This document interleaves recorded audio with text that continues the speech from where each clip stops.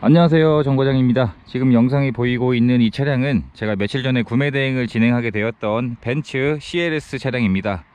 2013년식에 현재 주행거리가 108,000km를 주행한 차량이었었고, 며칠 전에 구매 대행 문의를 주신 분께 연락을 받게 되었는데 희망하신 차량이 이 CLS 차량이었고, 벤츠에서 출시했었던 스포츠 세단인 차량입니다. 이 CLS의 신차 출고 가격이 대략 1억 300만원 정도에 판매가 되었던 차량이었습니다. 말 그대로 억이 넘어가는 차량이었었고, 굉장히 고가에 해당했던 차량이었습니다. 하지만 고가의 차량들은 감가율에서 벗어날 수가 없는데, 차량 내용들을 설명을 드리고 대략적인 감가율도 말씀을 드리도록 하겠습니다. 현재는 모든 점검을 마치고, 그리고 희망하신 각종 오일류들을 교체하는 출고 작업까지 마친 상태에서 이제 차량을 보내드리기 전에 영상을 촬영을 하고 있는 상태이고요. 차량의 서류 내용을 보시면 용도 이력이 없었던 소유주는 2번이 변경이 되었고요. 연식 대비 소유자 변경은 굉장히 적절한 편이었습니다. 그리고 내차 피해 내역 한 건에 220만원의 보험 처리를 한 내역이 있었지만 성능 기록부에는 교환이 없는 것으로 확인을 할 수가 있었고, 고가의 차량이기 때문에 이 정도의 내역으로는 교체가 되지 않는 적은 비용이라 생각을 하시면 될 것 같습니다. 전체적인 내외관 상태가 처음 점검을 진행했을 때에 비해서 굉장히 깨끗해져 있는 상태인데, 우선 기본적인 타이어의 마모 상태를 보게 되면, 타이어의 마모 상태가 뒷타이어는 대략 80% 정도의 마모 상태가 남아 있었고요. 그리고 앞 타이어도 마모 상태가 적어도 80% 이상의 마모 상태는 남아 있는 상태였습니다. 그래서 현재는 기본적인 소모품인 타이어도 굉장히 마모 상태가 좋았었고, 이 차량은 출고 작업으로 각종 오일류들을 교체하는 출고 작업을 진행하게 되었습니다. 엔진 오일, 미션 오일, 대우 오일까지 오일들을 교체하는 출고 작업을 진행하게 되었고, 수입차의 오일을 한 번에 교체를 하게 되면 이 정도의 비용이 나옵니다. 확실히 수입차이기 때문에 오일류를 교체하는 비용도 꽤나 나오는 편입니다. 그리고 트렁크를 열어보게 되면 전동 트렁크가 장착이 되어 있고, 이 전동 트렁크가 작동하는 속도가 굉장히 빠른 편입니다. 그리고 트렁크의 적재 공간도 어느 정도는 되어져 있는 상태이고요. 신차를 구입할 때 출고되었던 물품들도 그대로 보관 중인 상태였습니다. 실내 클리닝을 진행하게 되면 트렁크까지 같이 되기 때문에 현재는 실내 상태도 굉장히 깨끗해져 있는 상태이고요. 전동 트렁크도 잘 작동하고 있습니다. 고가의 수입차이기 때문에 라이트 하나만 고장이 나도 수백만원의 비용들이 발생을 합니다. 현재는 라이트도 전부 다 정상 작동하고 있는 것으로 확인을 할 수가 있었고요. 전체적인 라이트의 상태는 모두 정상인 것으로 확인을 할 수가 있었습니다. 이번 구매 대행을 진행한 CLS 차량은 6기통 가솔린 엔진이 장착이 되어 있었습니다. 차량의 최대 출력이 305마력인 차량입니다. 그리고 엔진 커버를 탈거를 했을 때 현재 오일들이 누유되는 증상도 없는 것으로 확인을 할 수가 있었습니다. 보통 오일들이 누유가 되기 시작을 하면 이 부분에 있는 이 고무 가스켓이 고무 재질이기 때문에 뜨거운 열이 발생하면서 시간이 지날수록 노후가 될 수밖에 없습니다. 그러면서 이 틈 사이로 오일들이 누유되는 증상이 발생하곤 하는데, 현재까지 오일들이 누유되는 증상은 없는 것으로 확인을 할 수가 있었습니다. 뒷좌석의 문을 열어보게 되면, 처음에 점검을 진행을 했을 때 이 차량은 실내 클리닝이 되어 있지 않았습니다. 그래서 실내 상태가 실내에 오염되어 있었던 흔적들이 있었는데, 실내 클리닝을 진행을 하면서 그러한 내역들이 깨끗하게 변경이 되었고요. 시트의 상태를 보게 되면, 시트의 상태도 뒷좌석에는 많이 탑승했던 흔적이 보이지 않았습니다. 주로 혼자서 주행을 하셨던 것으로 생각이 들었던 차량이었었고, CLS의 뒷좌석 공간은 이 정도의 사이즈가 나옵니다. 5인승이 아니라 4인승이기 때문에 가운데에는 수납할 수 있는 공간으로 구비가 되어 있습니다. 뒷좌석에 한번 직접 탑승을 해보게 되면, 제 기준에서 탑승을 했을 때 앞 시트와의 거리가 여유 공간은 어느 정도는 있는 편입니다. 그리 부족한 공간은 아니라는 생각이 들고요. 실내에서 흡연한 흔적이나 냄새들도 없는 것으로 확인을 할 수가 있었습니다.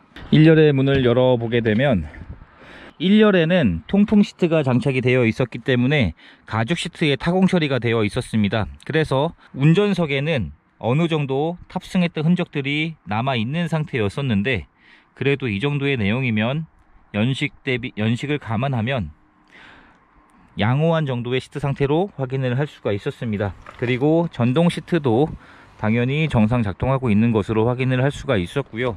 이 헤드레스트도 전동으로 조절을 할 수가 있는 차량입니다. 그래서 시대에 탑승을 해보게 되면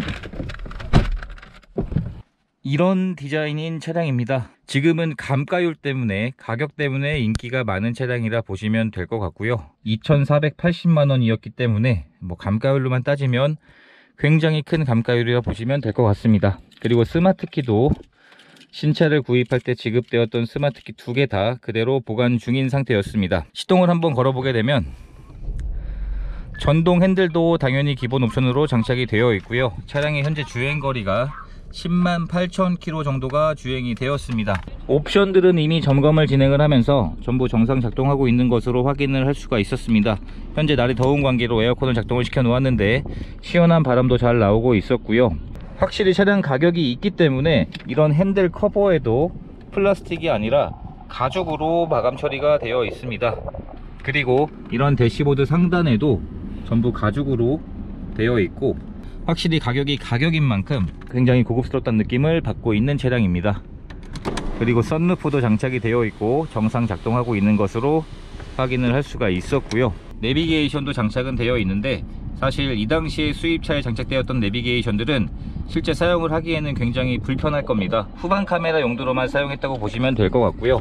차량을 점검을 하고 대전으로 가지고 오면서 충분히 고속주행도 해봤는데 확실히 고속주행 안정성이나 주행 질감 자체는 굉장히 좋았습니다. 그리고 하이패스 단말기도 장착이 되어 있고 블랙박스도 장착이 되어 있고 정상 작동하고 있는 것으로 확인을 할 수가 있었습니다. 벤츠에서 출시된 차량들 중에서 통풍 시트가 장착된 차량들은 정말 보기가 어려운데 통풍 시트도 기본 옵션으로 장착이 되어 있습니다.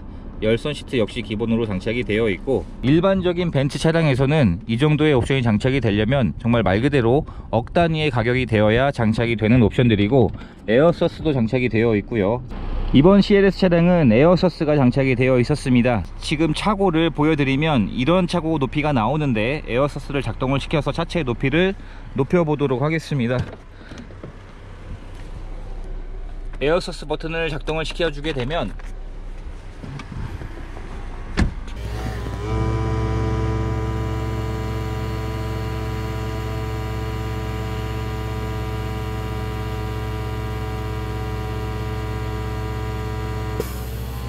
에어서스를 작동하기 전과 후의 수치가 그렇게 엄청나게 차이가 나는 건 아니지만 정상 작동하고 있는 것으로 확인을 할 수가 있었습니다.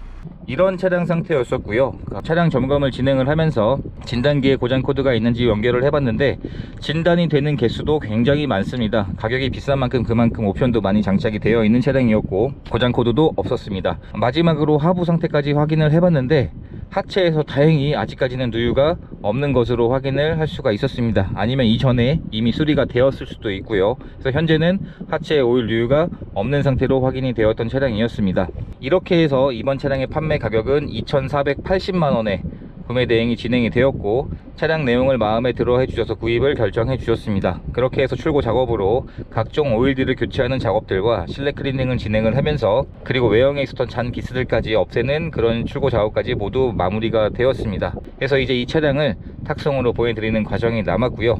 이렇게 해서 또 한 분의 소중한 인연을 만들 수 있었던 과정이 되었습니다. 앞으로도 더 좋은 차량들을 찾아드리는 과정들은 꾸준하게 영상으로 업로드 하도록 하겠습니다. 이제 모든 절차를 마치고 탁송을 보내드리기 위해서 탁송 기사분이 있는 곳으로 이동을 하고 있습니다. 고가의 수입차를 구입을 하실 때 꼭 다시 한번 생각해 보셔야 될 내용들이 아무래도 고가의 차량이기 때문에 모든 비용들이 예전보다는 많이 저렴해졌다고는 하지만 국산차에 비해서는 수리 비용 자체가 더 부담스러운 것은 사실입니다. 그래서 수입차를 구입을 하시기 전에 이러한 정비 비용들도 꼭 생각을 하시고 구입을 하시는 것이 좋다고 생각을 합니다. 감사합니다.